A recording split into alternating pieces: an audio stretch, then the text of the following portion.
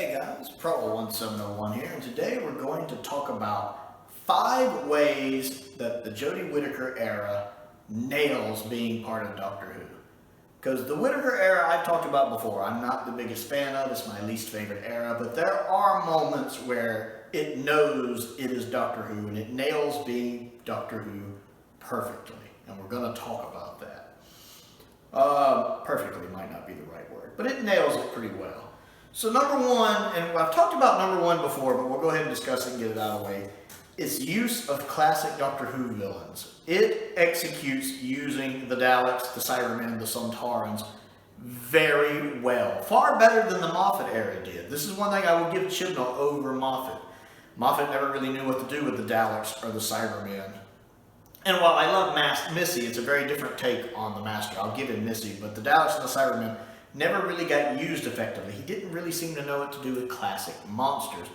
Chibnall's done a really good job with the Daleks. All 3 of his Dalek stories are really good. He added the fear factor back to the Daleks and the dangers, just how dangerous a single Dalek could be. The Daleks to me haven't been that dangerous since probably Series 1 or Series 2 of the Russell T Davies era.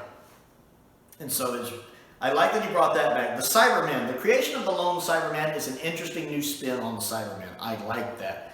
Again, much like with the Daleks, it shows just how dangerous one Cyberman can be. Instead of a whole army of them, you have one Cyberman with a determined purpose, and it shows just how deadly and dangerous that Cyberman can be. It's a really neat concept with a really neat design.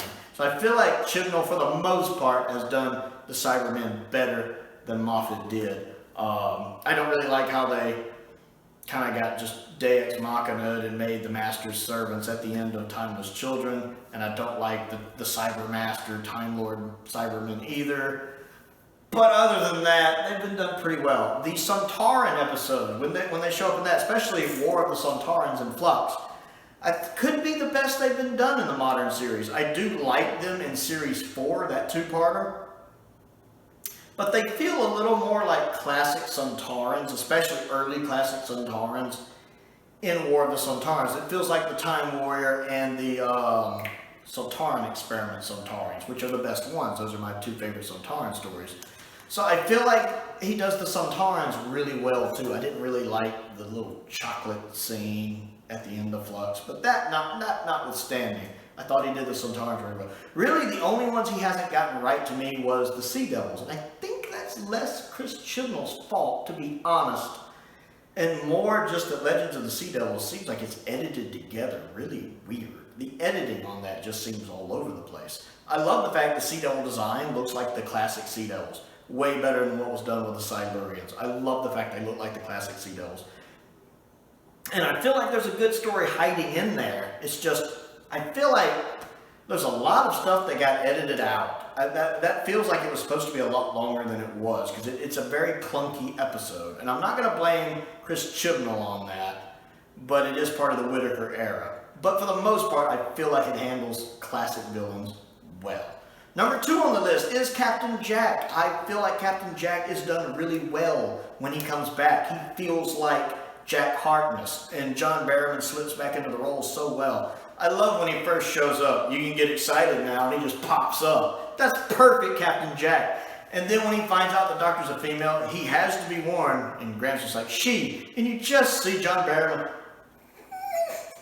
get so excited at learning the Doctor's a female. Now, his reaction to that is perfect Captain Jack. He is, even though it's really a glorified cameo in it, it's perfect. It feels just like Jack. And then when he shows back up in Revolution of the Daleks, it feels like Captain Jack. So I feel like the Whittaker era did a great job bringing back, I was going to say a classic companion, but not from the classic series, but a well-loved modern companion, a classic modern companion, and doing them right. John feels in perfect form playing the character. The character is written perfectly as Captain Jack. He has his humorous moments, but he also has his very serious moments, like when he's talking to Yaz about traveling with the Doctor. It's a very touching moment.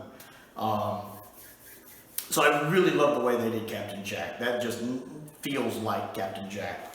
Number 3 is The Doctor, it nails the fact that sometimes the Doctor is their own worst enemy, and that sometimes the Doctor causes her own problems or his own problems.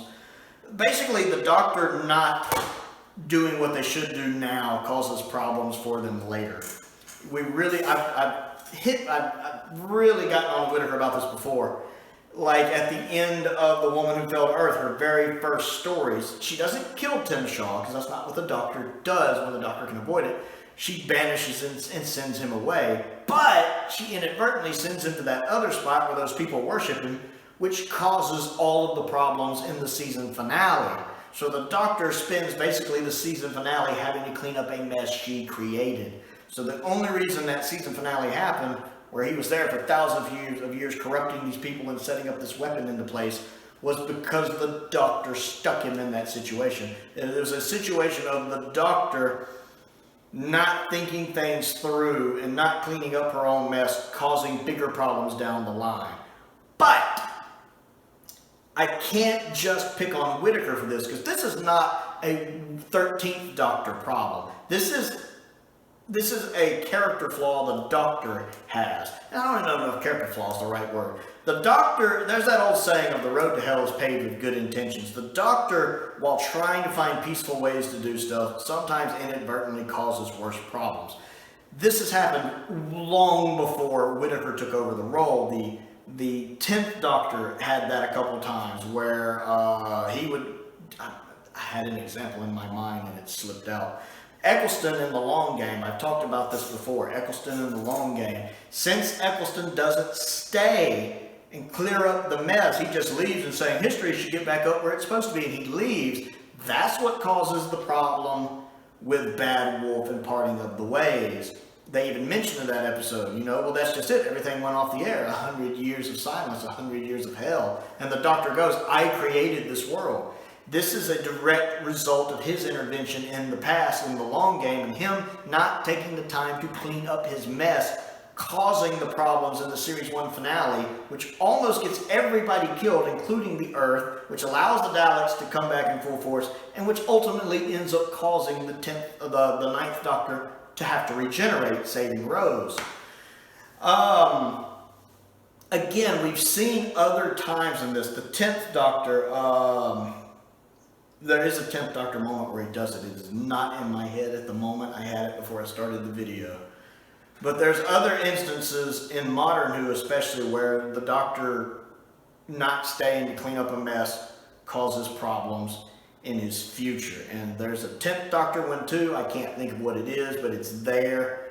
But here's the thing. That's not even a Modern Who thing. Even in classic Who, that happens. One example is the 4th Doctor, Tom Baker himself, in The Face of Evil. When the Doctor realizes that the little computer working there is his fault. That's why it has Tom's face. Tom even mentions in it, and I thought I was helping them. Because he used his own little neuropath to try to fix the computer to help that people out, and then he went on his merry way. But it didn't go right, and the computer developed kind of a split personality. You've seen The Face of Evil if you're watching this video, you probably know. And that's what caused everything to happen that's happened on that planet. And so, once again, the 4th Doctor, thinking he was helping them, doing the right thing, caused what all happened later when he showed back up all those hundreds or thousands of years later. And having to fix the problem and, get the computer stabilized. So, even the legendary 4th Doctor, even Tom Baker falls prey to that flaw, where he's trying to do the right thing and inadvertently causes bigger problems down the line. So I can't just sit here and bash Whittaker for that when there is a precedent for that from other doctors. And even Tom Baker's Doctor. So for me, for Whittaker to have that problem is just sticking with personality quirks of the character. That's in character for the Doctor to do. So for me, that's again another moment where the Whittaker era kind of nails being Doctor Who, because that is part of the Doctor's character. He is a good person. He tries to do the right thing, and the thing that involves not killing. He tries to take the passage way when he can, but sometimes he inadvertently causes bigger problems. Even kind of, not to that degree, but in Time Lash. You know, the third Doctor and Joe in an Unseen Adventure had been there before. So, you know, they knew about the Doctor when the sixth Doctor arrives there in Time Lash, even though that's not quite as related to what's happening in events as the other examples I mentioned. But for me, there is definitely a precedent set, even in Classic Who, of, you know, the Doctor accidentally causing himself own problems later on. So I can't blame Whittaker at that, and I actually feel like that's very on point for the Doctor to be like that when it happens in The Woman Who Fell to Earth and the season finale.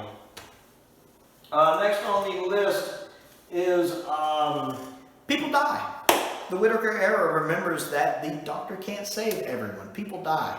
You know, I never liken a show where everybody lives all the time. One of the reasons why it's such a big deal that everybody lives in the Doctor dances is because it doesn't happen a lot. That's one of the reasons why, as a Classic Who fan, even watching Series 1 for the first time, I understood why the Doctor is so excited and so overjoyed and just, he's so happy that he's able to save everyone. His everybody lives speech resonates for me because I've watched in Classic Who when people die. Sometimes lots of people die. Look at Doctor Who and the Silurians when that disease gets out. Lots of people die by that disease in Doctor Who and the Silurians. And then, of course, the Silurians themselves get killed. And those lives are just as important to the Doctor as the human lives, as we see from his speech at the end.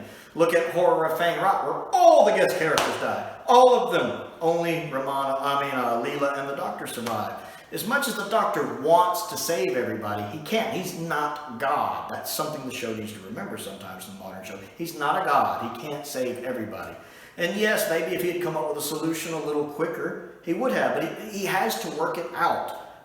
You know, he is a mortal being. He is, fallible. It takes him time sometimes to come up with that solution. And while it's taking him time to figure it out, more people die. And so I like the fact that even in Whittaker's era, one of the reasons in Capaldi's era, Knock Knock, for example, I don't like how at the end of Knock Knock, turns out everybody survived after all. It's so anticlimactic. It's such a cop-out. Like, I liked Knock Knock, which I believe is from Series 10. The first time I was watching it, and I've only watched it once actually, as I was going through it, I was liking it because it had that kind of horror vibe I liked. The house is getting people. I liked it. But then the ending was such a cop-out with the wooden daughter and the dad and everybody's alive. It just felt utterly disappointing. Whereas if it had kept the fact most of those people had died, I would have bought it a lot more. The Whittaker era doesn't, people die in the Whittaker era. Too many people died in Flux with planets being destroyed. That's another story.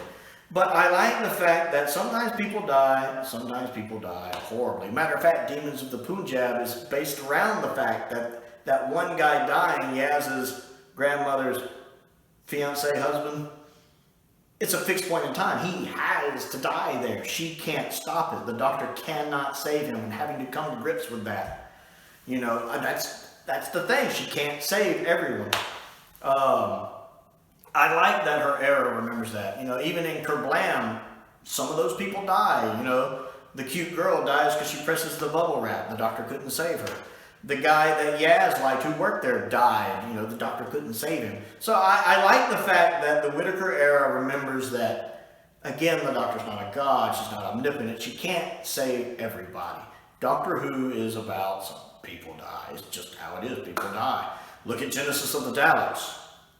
Pretty much all of the Khalid race dies. That's just how it happens. The Doctor didn't want it. The Doctor would have loved to have saved Gorman and everyone else. He just can't. People die. And the one other thing that I will say, number 5 on the list, is that one thing the Whittaker era does understand, even if it executes it badly, is that the show's about change. I will give it that. The Whittaker era doesn't just try to do what came before it. It tries to make its own mark. It tries to do its own thing. It tries to rejuvenate the show, maybe in an attempt to get ratings back up. Didn't work very long. Now, the changes it makes are for the most part terrible. The Timeless Children thing is probably the worst thing that ever happened to Doctor Who. This is coming from someone who also didn't like the Cartmel Master Plan, to be fair. I never liked the Cartmel Master Plan. I liked Cartmel as the script editor. Seasons 24, 25, and 26 are great. But I never liked the Cartmel Master Plan. I'm glad that didn't come to fruition. I hate the Timeless Children adamantly. But I will give it credit that the Whittaker era does attempt, in theory, to do its own thing, to put its own stamp on things, to add its own spin on things. And people are like, but it ruined it, it retconned this, it retconned that. Doctor Who has been retconning itself since Classic Who. Classic Who retcons Doctor Genesis of the Daleks, one of the greatest Doctor Who stories ever made, my third favorite Dalek story of all time. One of the top 10 best Dalek stories probably, or Doctor Who stories ever. Retcons. It retcons because in the very first Dalek serial, The Daleks, it mentions the history of the Daleks and how they were a race called the Dals and how the Thals and the Dals fought and how they both mutated, whereas the Daleks stayed the way the Dals mutated into the Dals and stayed that way. The Thals somehow mutated back to humanoid form. Genesis completely changes that. Completely changes it. And you could say that just the Thals history isn't accurate. I mean, it's easy to explain away that their history's just, it's been so long, their history isn't accurate. It's changed. But technically Genesis is a retcon. Deadly Assassin is a huge retcon. Not only does it make the Time Lords seem like children and humans, oh God, what Deadly Assassin does to the Time Lords. Sitting there talking about, oh, my poor hip is sore. That's a far cry from what we got in the War Games. So it does make them way too human. But also, the Deadly Assassin is the story that established the 12 regeneration limit. Time Lords only having 13 lives. That was only established in Deadly Assassin, season 14 of the show. Whereas before that, it had been established, there wasn't, a limit on it. Like in, I think it's the War Games, when they're talking to the Doctor, he mentions, well, my people can live forever, barring injury or illness. They don't age. Whereas, and the 12 regeneration cap is a retcon. Adding that in is a retcon to explain why the Master looks the way the Master does. There are several times where Doctor Who retcons itself. I mean, it always kind of gave the nod. I mean, even the Morbius Doctors is a hint that maybe there were pre-Hartnell Doctors, with Morbius saying, how far back do you go? Also, the fact the third Doctor mentioned he lived a lot longer than other Doctors say later. He mentions being around. There's one episode, I can't remember which one it is, with the third Doctor, where he mentions how long he's been around, and he goes, and that's several thousand of your years. So he basically alludes to being thousands of years old, whereas the fourth Doctor is only 750. Of course, maybe that's not Earth years, maybe that's Gallifrey years, and those are different. So the Classic Who contradicts itself. It's only later when, in the Five Doctors, regeneration, fourth. So there are 5 of me now. And in Maldron Undead, when he mentions having 8 regenerations left. Because I don't think we ever knew beforehand if the second Doctor's regeneration to the third counted or not either. And maybe that's one of the reasons why it wasn't such a big deal for him to change appearance. Because back during the War Games, there wasn't a limit on regenerations. So it wasn't effectively killing off an incarnation of the Doctor. He just says, he doesn't say, you have changed before, you will change again. He says, your appearance has changed before, it will do so again, and that's part of the sentence. And of course, the second Doctor, you can't change what I look like without insulting me, but when the Time Lord says, you will have an opportunity to choose your appearance, Charles, well, that's not so bad. Because at the time, they're supposed to have an infinite number of regenerations, where if we took the canon of they only have 13 lives and you're effectively killing the second Doctor, he might have been like, you still can't do that. I like being, So Classic Doctor Who has retcons. They're there. It's not like the Whittaker era is the first era to ever retcon the show. Now, it has the worst retcon ever, in my opinion, because I don't like the Timeless Children. But I can't sit here and just say, well, the Whittaker era ruined the show because it retcons stuff. Doctor Who's been retconning for years. There's other stuff in modern Who that retcons. Look at the Silurians' appearance. That way retcons what we had in Classic. Because they try to make it look like the masks are just masks. I'm not buying it. It works for the Cybermen, does not work for the Silurians. And then the Doctor's age. I mean, the Doctor's like 953 in Time of the Rani, but he's only 903 in Voyage of the Damned. So, And then the whole concept of regeneration is a little different in Modern Who, where when he regenerates, his self and personality basically die. Like Tennant saying, everything I am dies, some new man goes sauntering away. Whereas in Classic Who, it's always treated as just a new body. Tom Baker, new body's like a new house, just takes a little getting used to. Or in Shada, I was here in 1957 as well, but I was in a different body. It doesn't treat him regenerating as becoming a new person, really. It's just a new body, a new man, basically, but a new body. Whereas in the modern series, it's almost like you're becoming a different person with just the memories of the previous person. Everything I am dies. So that's a little bit of a retcon. But, Doctor Who is about change. The Whittaker era, in theory, at least tries to do something different with it. It fails miserably, but I'll give it a couple points for trying to change, because Doctor Who is built on change. I mean, no era is exactly like the other. The Pertwee era is not the same as the Hartnell era. The Troughton era is not the same as the Colin Baker era. Season 22 and season 24 don't feel alike, do they? They're both very dark seasons, but they do it in a different way.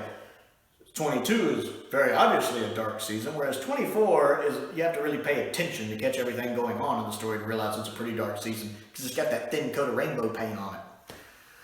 So the Whittaker era just does like most eras of Doctor Who and tries to do something different to kind of rejuvenate the show. Unfortunately, it does a bad job of it, but it does feel like Doctor Who in making the attempt, if that makes sense. So those are 5 times I think the Whittaker era nails being Doctor Who. I'm not always saying they're for the better, like the last point, but it does attempt to put its own stamp on it, which is what Doctor Who is, essentially. Because without change, the show would have ended with William Hartnell in 1966, or Patrick Troughton in 1969. The show has had to evolve to survive. So that's my thoughts on that. That is 5 ways I think the Whittaker era has nailed being Doctor Who. I want to know what you think, so comment down below and let me know. I hope I've articulated everything I've been trying to say, because I'm not even sure if I understand all of it sometimes. Other things to do, click the like button and the subscribe button and the bell for notifications. I also have a Patreon if you would like to become one of my patrons. There's a link to that down in the description below. A link to the Amazon wish list is down there, as is a P.O. box if you would like to send me anything to review. So I want to give a shout out to 2 of my top tier patrons, Stephen and Colin. I appreciate their continued support, as I do the support of all of my patrons. Most importantly, thank you for watching. I want to give a shout out to 2 of my top tier patrons, Stephen and Chris. I appreciate their continued support, as I do Colin, excuse me. I want to give a shout out to 2 of my top tier patrons, Stephen and Colin. I can't talk today. It's very hot in here. I need to turn the air on.